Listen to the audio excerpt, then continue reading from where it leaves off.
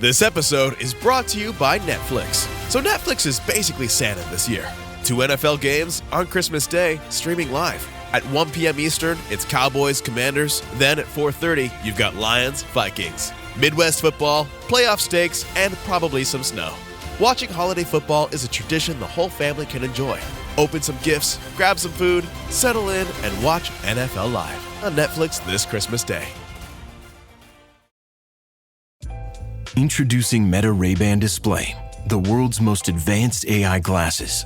With a full color display built into the lens of the glasses, it's there when you need it and gone when you don't. Send and receive messages, translate or caption live conversations, collaborate with Meta AI, and more. Be one of the first to try Meta Ray-Ban Display. Visit meta.com/Meta Ray-Ban Display to book a demo and find your pair. Support for Ben Franklin's World comes from the Omohundro Institute of Early American History and Culture, proud citizens of vast early America and publishers of the William and Mary Quarterly, the leading journal of early American history since 1943. To learn more about the William and Mary Quarterly and how you can enjoy some of the best scholarship on the vast world of early American history, visit benfranklinsworld.com/WMQ. Welcome to Ben Franklin's World, a podcast about early American history with Liz Covart. The study of history is key to understanding who we are and how we can affect a better future. Ben Franklin's World will introduce you to historical people and events that have impacted and shaped our present-day world. And now, here's your host, Liz Covart. Hello, and welcome to episode 137 of Ben Franklin's World, the podcast dedicated to helping you learn more about how the people and events of our early American past have shaped the present-day world we live in. George Washington was an accomplished man. He served as a delegate to the First and Second Continental Congresses, as Commander-in-Chief of the Continental Army, as the President of the Constitutional Convention, and as the first President of the United States. And on top of all that, he was also a savvy businessman who speculated in land and ran a successful plantation. Now, George Washington and his wife Martha were also slaveholders. By the time George died in December 1799, 317 enslaved people lived at Mount Vernon. These enslaved men and women performed all the agricultural and domestic labor the Washingtons needed. And throughout their lives, some of these enslaved men and women would accompany the Washingtons on their travels and stays away from Mount Vernon. For example, in 1789, the Washingtons took 7 slaves, 5 men and 2 women, to New York City, where they served them in their new roles as a first family. A 16-year-old girl named Ona Judge was one of the enslaved women who accompanied the Washingtons. Today, Erica Dunbar, a professor of Black American Studies and History at the University of Delaware, and author of Never Caught, The Washingtons' Relentless Pursuit of Their Runaway Slave, Ona Judge, leads us through the early American life of Ona Judge. Now, as we explore Ona's fascinating life, Erica reveals who Ona Judge was and how she came to be one of the Washingtons' enslaved women, what George and Martha Washington were like as slaveholders, and the story of Ona Judge, who ran away and lived the life of a fugitive slave. But first, in case you missed last week's exciting news, Ben Franklin's World and I have a new home at the Omohundro Institute. I'm really excited about my new position as the OI's Digital Projects Editor, and about being part of all the great work the Institute does to support early American historical scholarship. Plus, I'm thrilled to have them on board as a full partner on this podcast. Now, what this lasting partnership means is long-term support for Ben Franklin's World, more great interviews with scholars who work on all different aspects of early American history, and more multi-part series with narrative-style episodes. Plus, it means that once a month, I get to travel down to Williamsburg, Virginia, to work with its talented team of historians and professionals, all with the goal of creating more great episodes and historical resources for you. For more information about the Omohundro Institute of Early American History and Culture and all the great and fascinating work that they do, visit vastearlyamerica.com. Okay, are you ready to explore the fascinating life of Ona Judge? Let's go meet our expert historian. With tidings and wisdom to share about our early American past, here is this week's special guest. Joining us is a professor of Black American Studies and History at the University of Delaware. She researches the African American experience with a particular focus on the experience of African American women, and she's the author of 2 books, A Fragile Freedom, African American Women in the Antebellum City, and, most recently, Never Caught, The Washingtons' Relentless Pursuit of Their Runaway Slave, Ona Judge. Welcome to Ben Franklin's World, Erica Dunbar. Thank you so much for having me. Well, Erica, we're excited you're here because Ona Judge sounds like a really fascinating woman, and we're anxious to learn more about her. Yeah, she is. I think she's one of the most incredible women I've ever come across in the archives. So I'm thrilled to be able to talk about her life, and how her story speaks to life in 18th and 19th century America. Now, Ona Judge was an African-American slave woman and a member of George and Martha Washington's household. Erica, before we dive deep into the details of Ona's life, would you start by helping us out with some context? Would you tell us what the Washingtons were like as slaveholders? Sure. I think that's an important question. And ultimately, the book, Never Caught, is really the text about enslavement and freedom. And by centering the narrative around an enslaved woman who was born and raised at Mount Vernon, home to George and Martha Washington, it really allows us to think about race and labor in 18th and 19th century Virginia in a different way. And while I wanted to be able to talk about enslavement with the Washingtons, I also wanted to be able to tell the story of the founding of the nation through the eyes of the enslaved. And Ona's life allows us to do this. She was born at Mount Vernon sometime around 1773, 74. We don't have an exact date. And she was what was called a dower slave. She was considered the property that was passed down to Martha Washington and her heirs after the death of Martha's first husband. So Ona's mother was actually a woman named Betty, who was owned by Martha Washington. She was a talented seamstress, and Ona's father was a white indentured servant. I'm saying all of this to kind of explain what servitude and slavery looked like at Mount Vernon. Both George and Martha Washington were slave owners, and their property was always sort of explained very separately in the records at Mount Vernon. So George Washington inherited slaves at the age of 11, and he continued to purchase them later on and throughout much of his life.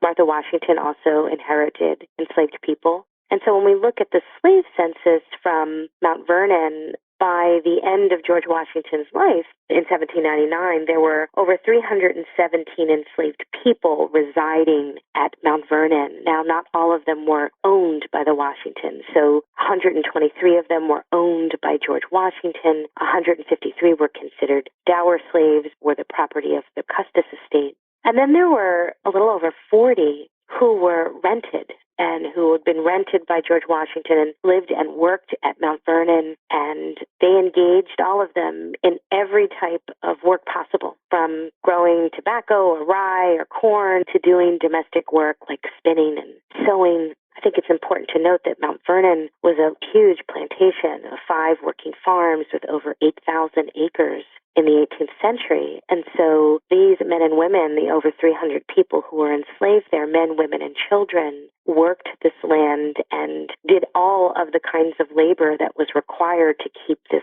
kind of massive enterprise moving. In 1789, George Washington became the first president of the United States, and he, Martha, 2 grandchildren, and 7 slaves relocated to the nation's capital in New York City.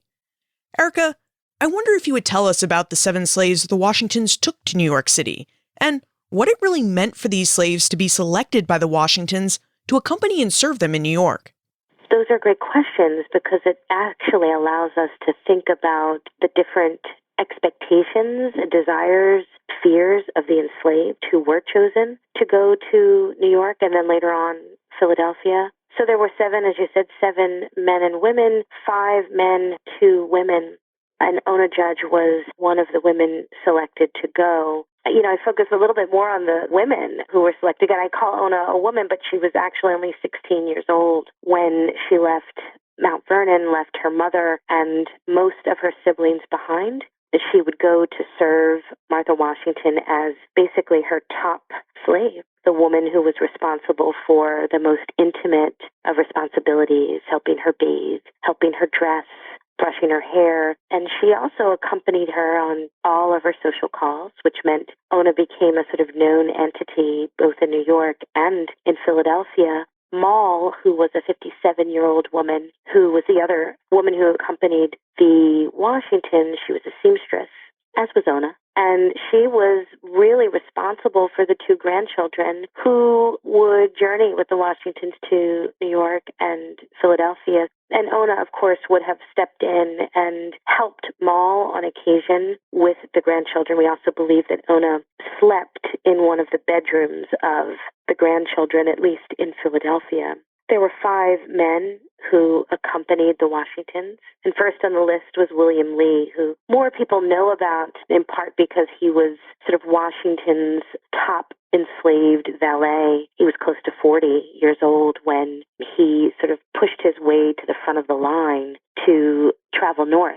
And he was someone who had already been really limited and disabled by the difficulties of 18th century life, and more specifically of being enslaved. He had broken both of his kneecaps. He was really sort of unfit to serve in New York, but his interactions and perhaps we could say relationship with George Washington did allow him this opportunity to go north. He had been north once before and clearly was desirous of going again.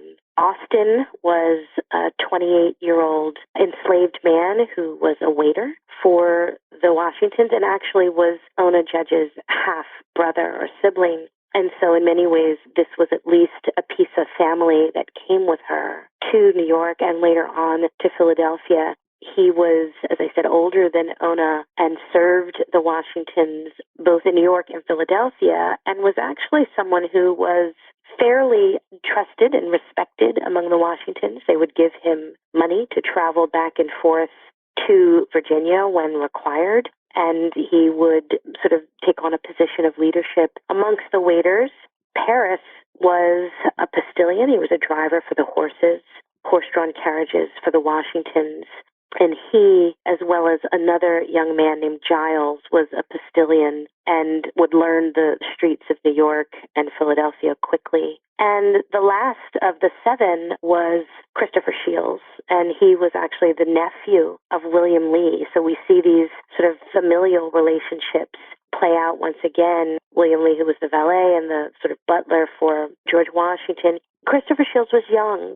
He was about 16 years old, similar to Ona. And unlike the others, he was most likely literate.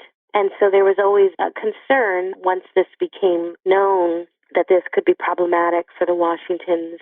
Literacy and enslavement did not go hand in hand. So as the Washingtons moved their enslaved men and women to the north, they realized that they would have to be more careful, more cautious about maintaining enslavement in states or commonwealths of Pennsylvania that had already begun to dismantle slavery.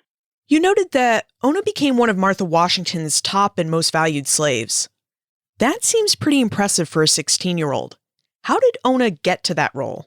We can't say that it was a role that she wanted, but clearly it's something that evolved over time. Like other children at Mount Vernon, enslaved children, around the age of 10, she found herself positioned in the household, in the mansion house.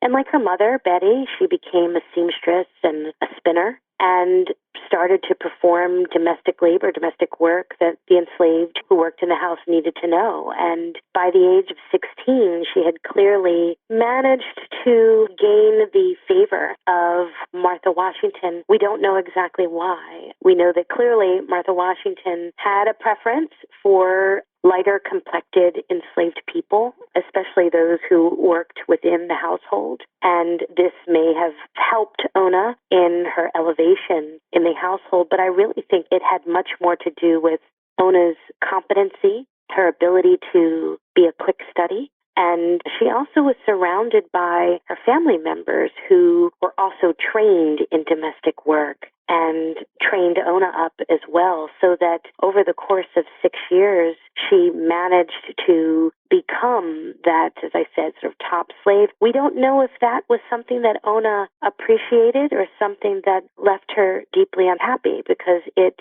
clearly forced her separation from her family, her spot as that top slave, forced her to live hundreds of miles away from her mother and the majority of her siblings for many years. Wow, it doesn't sound like Ona had much of a childhood. It sounds like she basically became an adult at a very young age. Yeah, that's accurate and very similar to the majority of the enslaved, not just at Mount Vernon, but in other farms and homes across the nation, that as early as 8, 9, we would see children being given responsibilities to, whether it was in the field or in the house or in the stables, to help. And if they could help out and it was required at an earlier age, that happened. And so in many ways, what we see with Ona at the age of 10, going up to Mount Vernon to the mansion house, this was very typical of what childhood slavery meant. It was short, and it was a moment that undoubtedly came to an end when duties and responsibilities were placed on the shoulders of young people. Do we know what Ona made of New York and how her life in New York serving the Washingtons would have differed from her life serving the Washingtons at Mount Vernon? Yeah, her time in New York, the Washingtons' time in New York was so brief. That's a moment where we don't know much from Ona, at least from her words, in part because, as I said, it was a brief period and also filled with kind of upheaval, aside from George Washington becoming the president and this huge transition from having been a private citizen for a while in Virginia and then moving to New York, and Martha Washington unwillingly, but of course moving as well. There was so much to deal with in really that first 18 months that they were in New York, in particular George Washington's health, which was sort of precarious during that time, that we don't know much about sort of Ona's exact feelings or thoughts about that time. However, we do know from the accounts of others, from other enslaved people who moved from a place like Virginia to New York, that it couldn't have been anything other than startling and somewhat amazing, yet also with the reminder that slavery was still very well intact in New York, with over 20,000 enslaved people and a much smaller sort of number of free blacks. It was very clear that politicians and those who were in positions of power still used and benefited from slave labor in the ways that she would have seen in Virginia. However, it was a free black population as well as life in a city, I think, that would have really changed not just Ona's experience, but the experience of all of the 7 who traveled from Virginia to New York. And as I said, they would leave New York by the late fall of 1790. And so the majority of Ona's time up north during her enslavement with the Washingtons was actually spent in Philadelphia. As Erica just noted, Ona's time in New York was brief. After about 18 months in New York, the capital of the United States moved to Philadelphia in 1790. Now, in 1780, Pennsylvania passed a gradual emancipation law with the idea that it was going to abolish slavery. Erica, you mentioned this law in passing, and I wonder if you would tell us a bit more about this law and how it complicated the Washingtons' practice of slavery in the capital city. The Gradual Abolition Act in Pennsylvania, which took effect March 1st of 1780, really sort of set the stage for a different kind of experience for the Washingtons and for the enslaved in Pennsylvania. It also is a moment where we can see the difference between the states of, say, New York and, the Commonwealth of Pennsylvania. Pennsylvania was well on the way of dismantling slavery, and this law really began that process. And the law basically stated that if you owned a person, if you were a slaveholder, and that person was born on or after March 1st, 1780, they could only be held in bondage up to 28 years. I say the word only, and that was a long time in the 18th century. But what it signaled was the eventual demise of slavery. And so that by the time Ona arrived in Pennsylvania in 1790, there was a significant number of free black people, 6,000. Philadelphia had the largest free black population anywhere in the nation. And really, when and at that point, there were 9 enslaved men and women who would serve the Washingtons in Philadelphia, so the number moves up a little bit. But those men and women would be in the minority in the city. a city that counted really only 100 or so enslaved people. So the law had done quite a bit to disrupt human bondage in Pennsylvania. And this is problematic for the Washingtons, who had every expectation of maintaining enslavement while they were up north.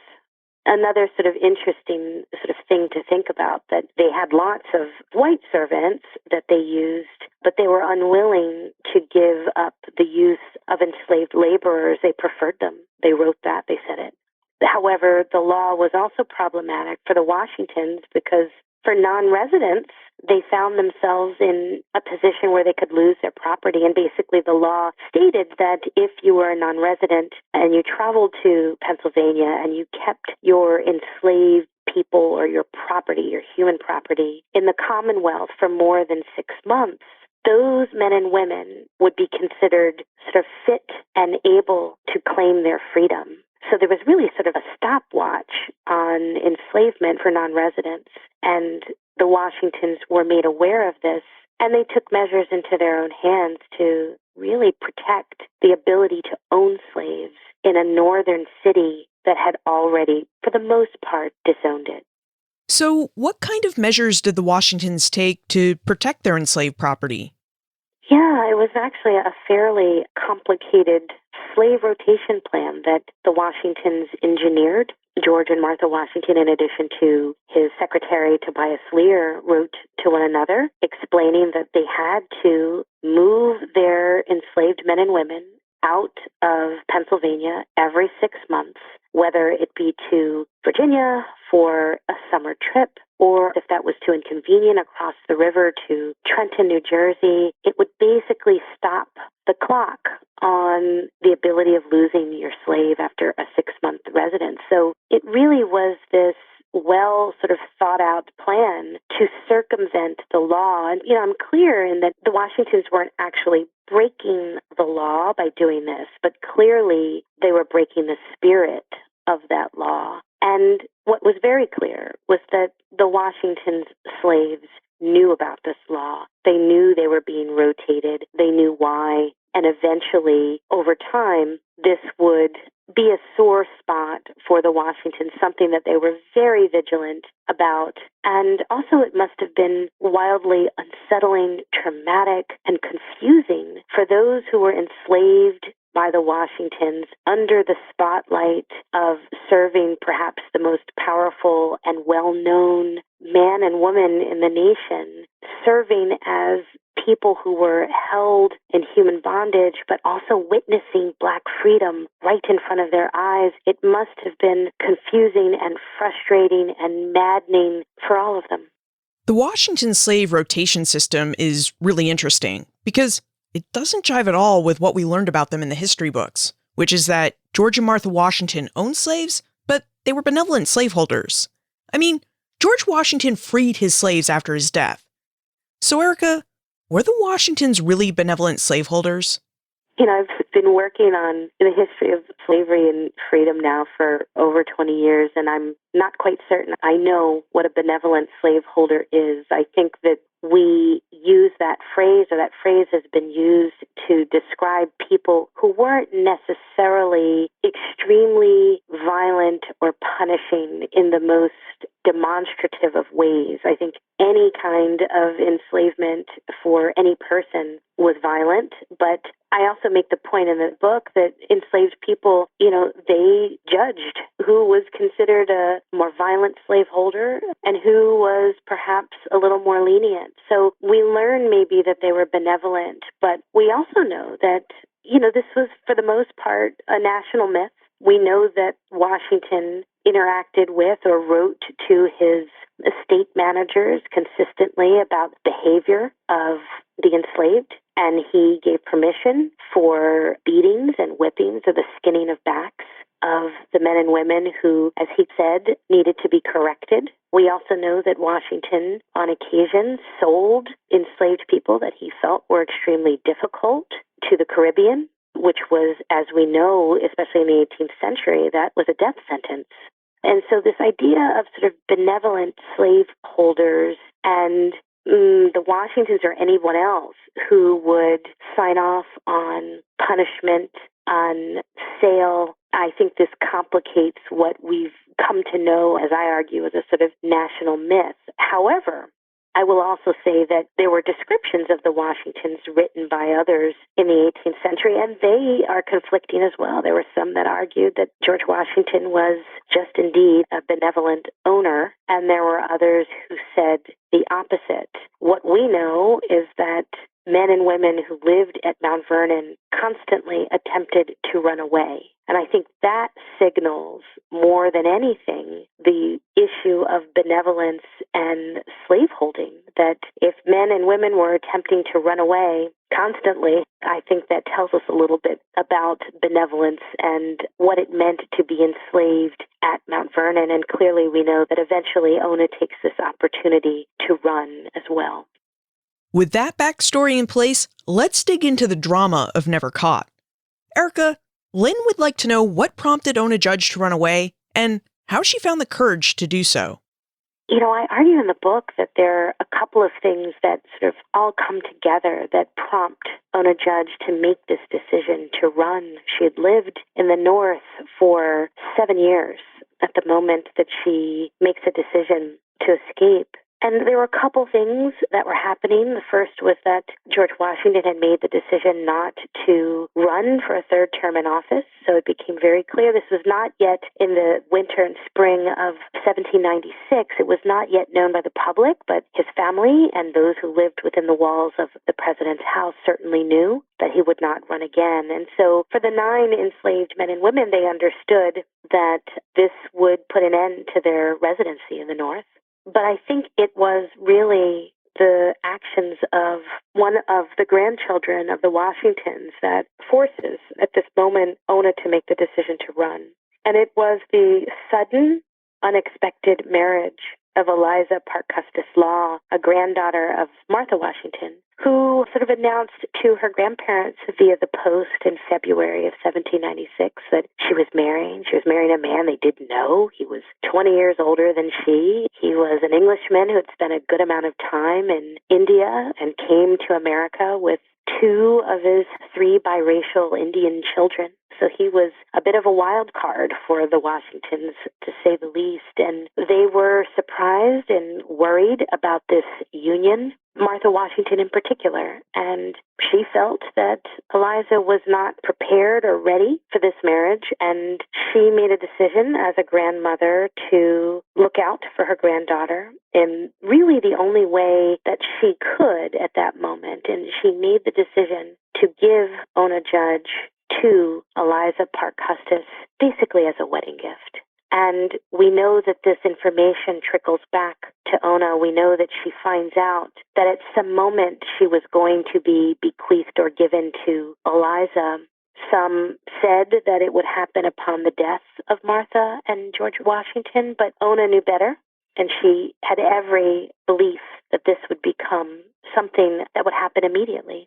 And she was also very clear that there was no love lost between her and Eliza Parke Custis Law, who was really kind of described as a somewhat difficult woman, someone with a bit of a volatile temper. She was about the same age as Ona Judge. And Ona really knew that at that moment that her life would change if sent to live with Eliza.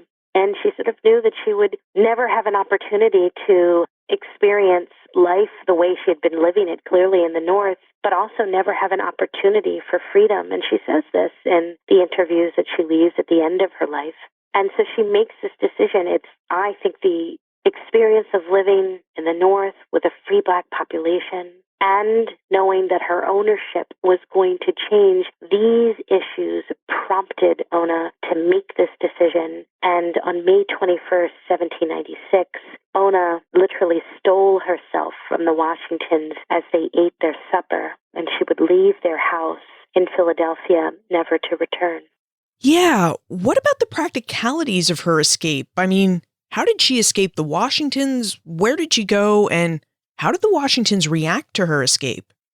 Her escape, we're fortunate, as I said before, that she left behind interviews that tell us as much as possible about this escape. She says that really it was the free Black community of Philadelphia that helped her. She never names names, and she can't during her interviews because that would be placing the people who helped her in harm's way, as it was a federal crime to assist a fugitive. But she does give us the name of one man, a man by the name of John Bowles, who was the ship captain on a ship named the Nancy. And she says that he is the one that ferried her to freedom. And she gives us his name because he was already deceased and therefore not in harm's way. And really, it's these kinds of clues that gave me as a historian the opportunity to try and piece together what exactly happened. And indeed, John Bowles was in Philadelphia with his ship, the Nancy, in May, and he was back in his home state of New Hampshire by June. And so Ona would board the ship, the Nancy, and make her way to Portsmouth, New Hampshire. She says she really didn't know where she was going. She thought Boston or New Hampshire, and eventually arrives in Portsmouth and realizes that Portsmouth was the last stop and it would be a place where she would attempt to start her life anew, not as a free person, but as a fugitive. And it's for that reason that I titled the book Never Caught, because it's very important for people to understand that her journey to New Hampshire did not make Ona Judge a free woman. It simply distanced her from her owners, and therefore she was never free. She was simply never caught. And her stay in New Hampshire, at least for the first several years of her time there, would be riddled with attempts of the Washingtons trying desperately, really, to reclaim her. Marcia would like to know what kind of a life Ona made for herself as a fugitive slave living in coastal New Hampshire, and what type of work she was able to find to support herself. Those who know about Ona Judge's story, they know the story of perhaps her escape and the fact that she was George and Martha Washington's enslaved person, really Martha Washington's. However, she was 22 years old when she escaped the Washingtons, and she would spend close to half of a century away from them. And I think that's a really sort of crucial point to be made, that only a quarter of her life did she spend with the Washingtons. She would be forced for another 50 years to try and find a way to live and to love and to build family, all while a fugitive. And she does that in the way that countless others did it, not just in New Hampshire, but in states across the North. She lived a very modest life. I don't want to give everything away because I do want people to read the book, but I will say that she was able to build a life for herself, build a family for herself, but was forced always to do it in a way that placed her sort of in the shadows, that she was constantly aware that she was not free. She was a fugitive, and at any moment, she could be taken back into slavery. And not only could she be taken back into slavery, but any family she would have, any children, would also be at risk, no matter the status of their father, because slavery followed the apron strings of its women. So any children that Ona Judge would have would eventually be considered fugitives as well. And so she would spend the next half a century finding work as a domestic, washing clothes, doing very difficult kinds of labor, suffering through terribly cold and long New Hampshire winters, with relatively little in the way of sort of material or financial support.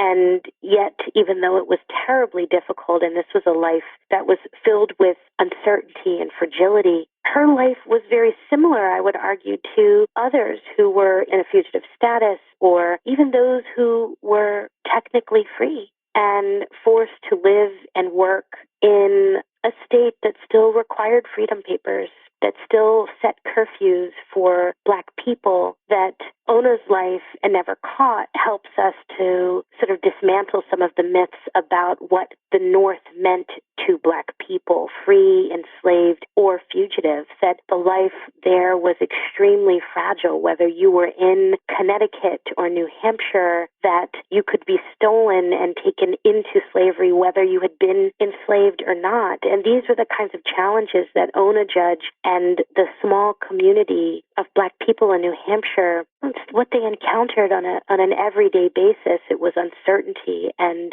a real sort of poverty and harsh sort of standard of living. But I think what's so beautiful about Ona's story is that she tells us that she never regretted it, that her decision to flee and to face the sort of difficulties of life in New Hampshire, that it was all worth it for her. And if she had to do it again, she would.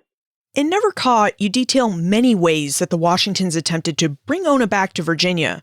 And I wonder if you would give us some insight into just exactly how the Washingtons attempted to reclaim Ona.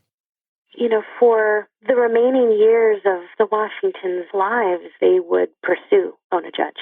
And it was really a combination of depending upon the help and assistance of appointed members of the federal government, the Secretary of the Treasury, a customs collector in New Hampshire, as well as family members.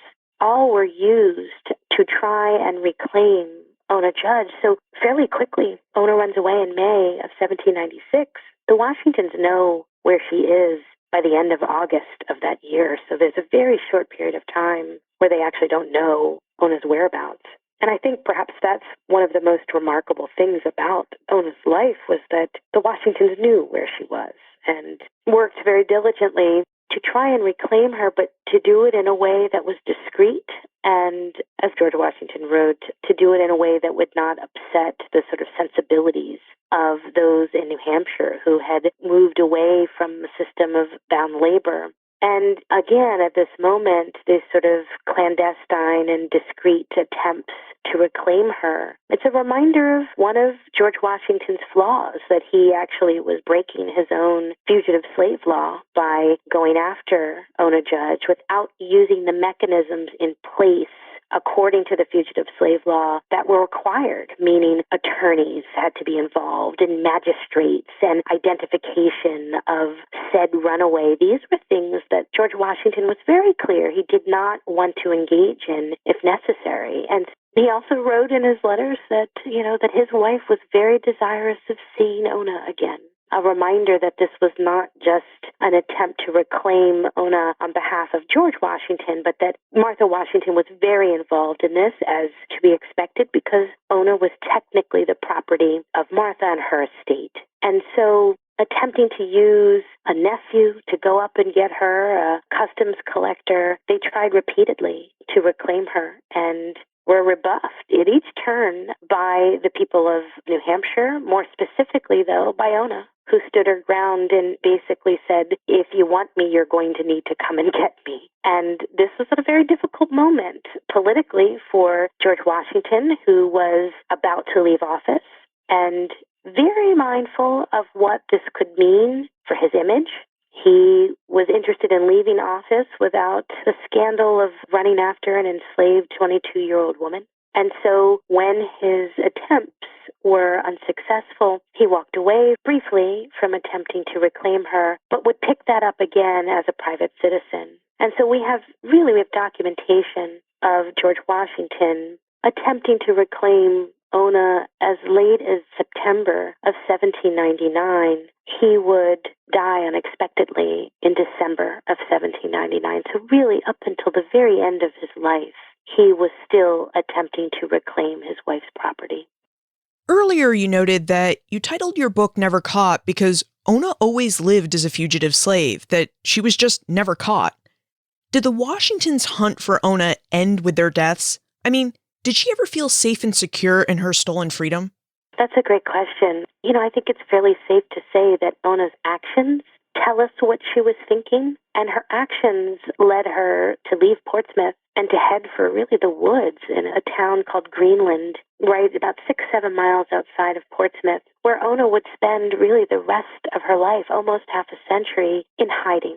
And so I think that act, the act of moving away from the city of Portsmouth that was still relatively small compared to a New York or a Philadelphia, to live among a small free Black community, that tells us that she felt insecure, that she needed to be protected by anonymity, and that it isn't until the end of her life that she felt really that the risk was relatively low to tell her story in a very sort of national way with her interviews in two abolitionist newspapers, the Granite Freeman and the Liberator.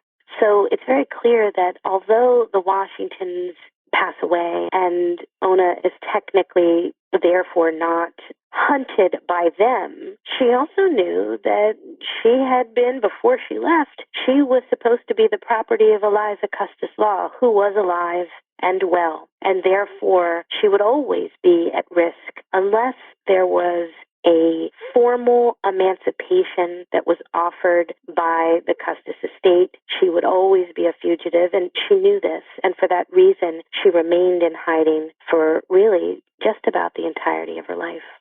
In Never Caught, Erica tells a really rich story about Ona Judge and about her life as both an enslaved woman and as a fugitive slave. Erica, would you tell us what it was like to research and write Never Caught? Because you really didn't have a large written record about Ona from Ona to follow and write your book. You know, for those of us who do early African-American history, in particular women's history or just early women's history, that we often confront the limitations of the archives. And it takes a sort of special handling, I think, of the materials in the archives to be able to tease out a story like the life of Ona Judge. And I consider myself really fortunate that I had had the opportunity to write A Fragile Freedom prior to Never Caught, which was a book about how Black women became free in the North, in particular in Philadelphia. And so there were moments where I may not have had a document that said, Ona Judge did X this morning, or Ona Judge ate brown bread for breakfast. I may not have that documentation, but I know that a woman named Hannah, who was formerly enslaved, ate brown bread for breakfast, and I have a recipe for it. And so I think for those of us who are writing history, if we want to write more inclusive history that's not simply top-down or based upon the written documents in archives by founding father types, that we do have to think, look, and spend more time in the archives, but also read the documents differently. There are many, many, many Washington biographers, and some of whom have mentioned Ona's story, but it was just that, a sort of story or a chapter in a piece of George Washington's life. And for the kind of work that I do, requires a centering of Ona in the story because it allows us to get at larger issues of slavery, of freedom, and of what this period, the early republic, meant not to the men and women who were able to write, who were taught to be literate, and also not to be literate, but to also archive their records, that we can't simply depend upon that work to tell the nation's story. It has to be bigger. It has to be broader. And I feel super fortunate that I was trained in a way and had sort of done the necessary work to be able to confront a sort of more challenging story of Ona Judge. And fortunately, as I said before, there was enough in the way of documentation from Ona, from George Washington, and from others to really tell this story and offer a more sort of nuanced understanding of what life looked like in the early days of the nation. When you say we need to read sources differently to get at stories like Ona Judge's, I wonder if you could give us an example of what you mean. I mean, how might you read a historical source differently from another scholar? I think reading the letters of George Washington as he wrote to the customs collector in New Hampshire, who he was attempting to have him help pull Ona back into enslavement. You know, these were fascinating letters that have been mentioned before in other collected essays, but no one really sort of spent time thinking about how these letters and George Washington's attempt at reclaiming Ona was a violation of the law. These weren't simple letters to a customs collector asking for help. These were plans and considerations to break a law that he had actually signed into existence. So I think coming at documents such as his letters from the viewpoint of the person he was pursuing helps. So, okay, what would Ona Judge have thought about this attempt to reclaim her? What would the free Black population of Philadelphia or Portsmouth have thought about this attempt to reclaim her? What would abolitionists, and although it's very early, we're not really sort of using that term in the late 18th century so much, what would those who have already started to dismantle the process of slavery think about these letters written by Washington? So that's an example. Another example might be to read a city directory. A directory, of course, would list the names of the head of household for most homes, and of course that leaves women's names often deleted or omitted from records. But what I can do is follow the name of a father or husband, and that helps to situate the woman, in particular Ona Judge, where she lived, who her husband was, how they lived, how many people were living in their household. Those are the ways that you have to look at documents that don't specifically cite or note the person that you're studying. And for those of us who do women's history and African American history, this is absolutely crucial and important. Let's move into the time warp. This is a fun segment of the show where we ask you a hypothetical history question about what might have happened if something had occurred differently or if someone had acted differently.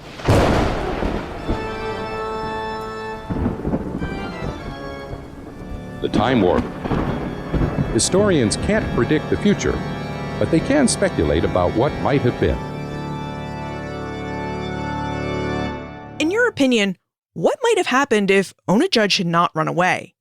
What do you think her life would have been like as Eliza Custis Law's slave? Oh, these kinds of questions are always difficult. But what my gut tells me, and of course this is all just speculative, my gut tells me that she would have gone to work for Eliza and that she would have been sort of doomed to poor treatment. I'm not certain, and for those who've read Never Caught or who will read Never Caught, you'll understand that someone else is sent to work for Eliza once Ona runs away, and that person is actually able to find freedom by working for Eliza. But that situation, those circumstances were unique. And I think for Ona, it would have given her the opportunity to leave Virginia. She would have ended up in the new federal city in Washington. And perhaps she would have had an opportunity to eventually free herself. But, I'm hesitant to say that. And I think that what we do know is that the choice that she made to run away was really the only choice she felt like she had in 1796. And so, it's hard for me to speculate whether or not she would have stayed enslaved or become free. But we do know, the one thing we know for certain is that her life would have changed dramatically. Erica, now that you've investigated and told Ona's story, what are you researching and writing about now? I've got a couple of projects that I'm working on, and I've been so busy with Ona. It's a little funny, but it's also nice to think about the next set of projects. What I'll say, I'm working on one project that focuses more on the enslaved in Virginia, and I'll be somewhat discreet with my descriptions right now, but I have another project that is focusing more on the lives of enslaved women in New England, all, of course, sort of in the early America period. So I'll be secretive, but I promise that the next book won't disappoint. Intriguing. And if we have more questions about Ona Judge, where should we look for more information about how we can contact you? I always welcome questions and comments and thoughts, and I've been so very happy to receive so many since the book was first published. I think the best way to get in contact with me is through my website, which is ericaarmstrongdunbar.com. So all one word, ericaarmstrongdunbar.com. And there's a section where you can reach out to me, and I'm happy to answer questions or to engage in conversation. And so I welcome the comments and the questions. Erica Dunbar, thank you for taking the time to share the life of Ona Judge with us. She really was a remarkable woman. Thank you. Thanks for having me, and thank you for doing such great work with the show. What does the story of the founding of the United States look like when we tell it through the eyes of the enslaved? This was a question that Erica sought to answer by exploring the life of Ona Judge, an enslaved woman who served the Washingtons in their roles as President and First Lady. And what Erica found from Ona's story is that early Americans really struggled with the practice of slavery. During the 1780s and 1790s, northern states both abolished slavery outright and passed gradual emancipation laws that prescribed the end of slavery over a period of time. At the same time, southern states worked to entrench and protect the institution. And Ona Judge witnessed all of these actions from right inside the presidential mansion. Now, during her time in the capital cities of New York and Philadelphia, Ona witnessed social debates over slavery and watched free Black populations grow in the North. As Erica noted, witnessing such change must have been both exciting and frustrating for both Ona and the Washingtons. And we can see this frustration in the Washington slave rotation scheme. Every 6 months, the Washingtons rotated their 9 slaves out of Pennsylvania, taking them home to Mount Vernon or across the Delaware River to New Jersey, all in an effort to thwart the provisions of Pennsylvania's 1780 gradual emancipation law. Now, as Erica noted, at no time did the Washingtons break Pennsylvania's law by rotating their slaves in and out of the Commonwealth. But we can see Erica's point that the Washington scheme did violate the spirit of the law. Which leads us to the idea of the benevolent slaveholder. Was there ever such a thing as a benevolent slaveholder? Many books have portrayed the Washingtons as benevolent slaveholders, slave owners who treated their slaves fairly and humanely. However, as our discussion with Erica revealed, the Washingtons, George in particular, actively monitored and corrected the behavior of their slaves. They ordered physical corrections like whippings and beatings, and sold recalcitrant or troublesome slaves to the Caribbean. Even if some contemporary historical sources report the Washingtons as benevolent slaveholders, why is it that so many of their slaves attempted to run away from their control? And as we just discovered, the life of Ona Judge shows us exactly the life a fugitive slave could expect. One of hard menial work, a precarious existence where every day seemed to be a struggle just to make enough money to buy food and pay rent, and a life filled with fear. A life where you're always wondering and always fearing that you'll be caught by your owner and returned to slavery. And yet, fugitive slaves like Ona Judge made this type of life work, and noted that they preferred this tough, uncertain life to life as slaves. You can find more information about Erica, her book Never Caught, plus notes for everything we talked about today on the show notes page, benfranklinsworld.com/137. The Omohundro Institute of Early American History and Culture is a proud citizen of vast early America. They demonstrate their support of the vast world of early American history not only by supporting Ben Franklin's World, but also by publishing the William and Mary Quarterly, the leading journal of early American history since 1943. To learn more about the William and Mary Quarterly and how you can enjoy some of the best scholarship on the vast world of early American history, visit benfranklinsworld.com/WMQ. Finally, what do you think about the life of Ona Judge? If you were in her position, do you think you would have left the Washingtons' household and embraced the life of a fugitive slave? Send your answers to liz@benfranklinsworld.com, tweet me @LizCovart, or post a comment in our listener community on Facebook. And remember, never leave till tomorrow that which you can do today. Are you interested in the parts of history that remain a mystery? Do you want to learn more about the historical myths and misconceptions used to prop up false belief today?